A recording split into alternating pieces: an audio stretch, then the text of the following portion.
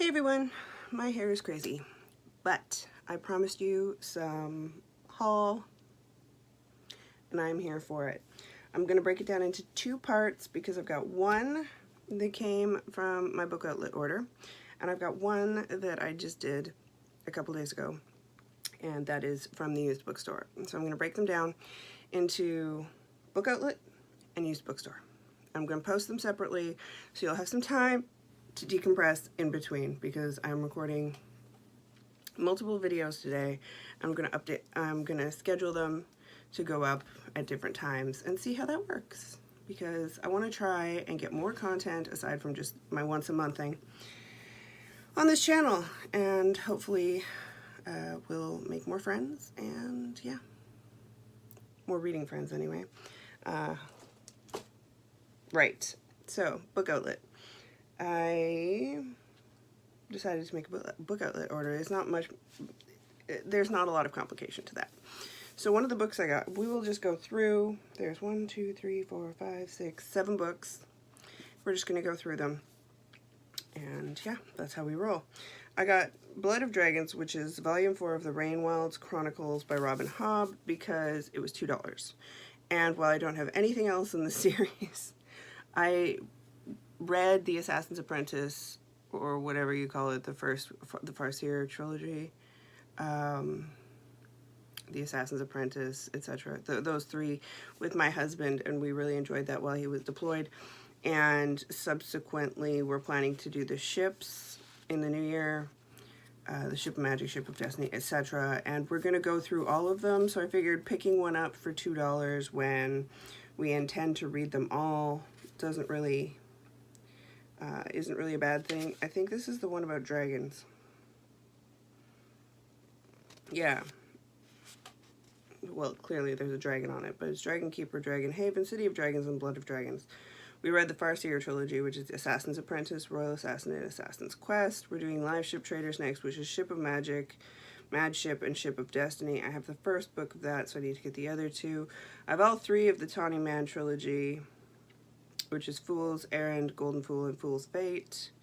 So we're working our way through Robin Hobb, who actually lives not that far from here, or most of the time. Then this one was a little bit disappointing to me, because when I got it, it's been hurt, and when I contacted them about the hurt, they gave me like a $2 refund. And this is the second time I've gotten a hurt book when I shouldn't have, and that kind of pisses me off. I'll give them one more try, like 3 strikes you're out, but I will probably have to tape this up. Like, it's pretty significant, and it runs the whole way through the book, basically. I'm not sure if you can tell. And it's about an inch deep, so it's very annoying, and I'm sure pages are going to get torn off if I don't tape up the cover and then sheet it gingerly, but I don't know what schmutz has gotten on here, but it was on my table, so that's possibly animal schmutz. But it's The Diving Pool by Yoko Ogawa. I read the math one, The Professor, and the... Do you have it listed in you? Other books by Yoko Ogawa? The Housekeeper and The Professor.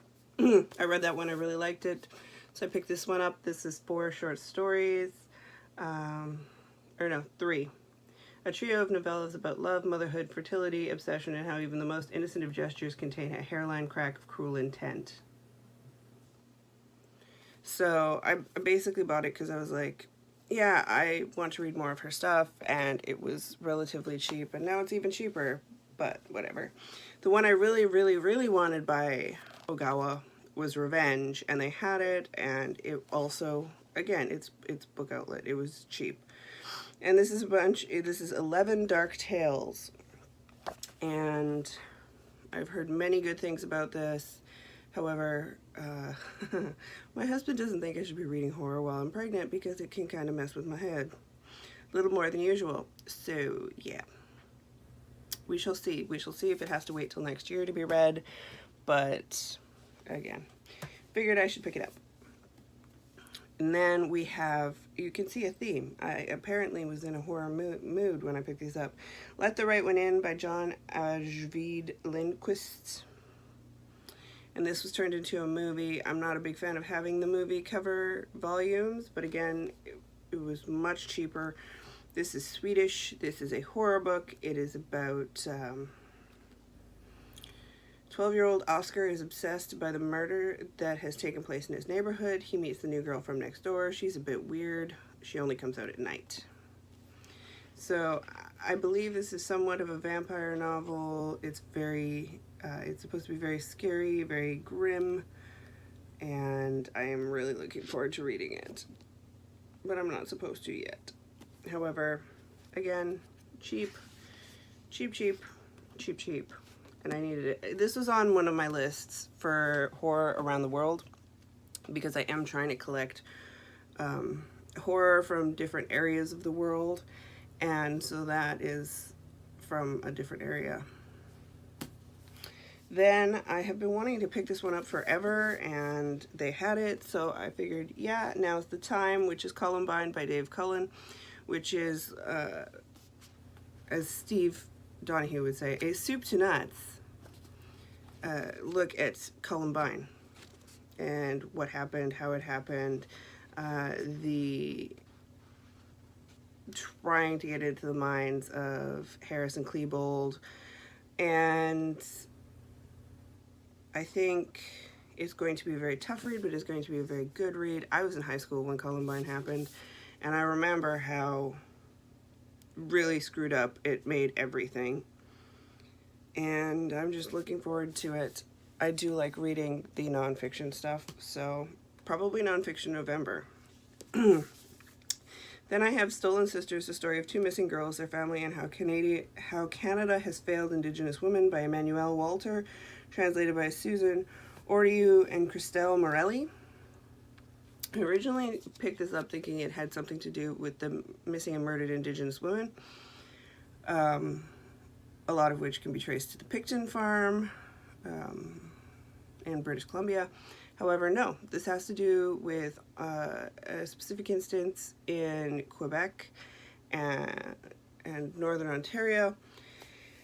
And so this is, as an Indigenous woman from Canada who knows a little bit about what they're talking about and things, I am interested to see what they do with this. This is from a woman who spent 2 years investigating the crisis of the missing women. So, looking forward to that. That's probably going to be a hard read. And do I care? No, I love me a hard read. The last book I got from my book outlet shopping spree, and I think I paid less than $30 for all of this. So really, I mean, you know, one screw up book. I don't know. It just kind of bugs me that, yeah, I don't know. This is Morgue, A Life and Death by Dr. Vincent DeMeo and Ron Francel. And it, of course, is a memoir-ishness about a man who works in a morgue and the different things that have come through.